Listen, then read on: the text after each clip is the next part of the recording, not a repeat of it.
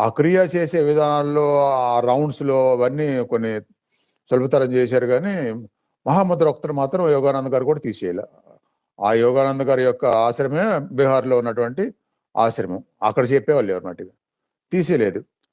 మరి తీసేయనప్పుడు, అది చేయలేనప్పుడు ఎలా అనేది అర్థం కాని పరిస్థితి అయిపోయింది. పెద్దవాళ్ళకి మోకాళ్ళ నొప్పులు బాగా ఉన్న వాళ్ళకి.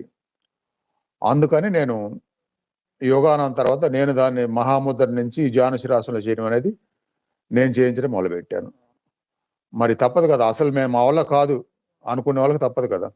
ఎలా అయితే తగ్గించినా సరే కొంత ఫలితాలు పొందొచ్చు, మనసు పెట్టే విధానం కాన్సంట్రేషన్ అని చెప్పుకుంటూ వచ్చారో, అదే మనసు పెట్టే విధానము, అదే కాన్సంట్రేషన్ ఉపయోగించి మహాముద్ర బదులు ఈ జ్ఞానశిరాసనం చేసి ఆ క్రియ చేయొచ్చు అనేది నేను చేయించడం మొదలుపెట్టాను. కేవలం చేయలేని వాళ్ళ కోసమే, చేయగలిగినా సరే ఇది ఈజీగా ఉంది కదా అని మళ్ళీ చేయకూడదు అట్లా.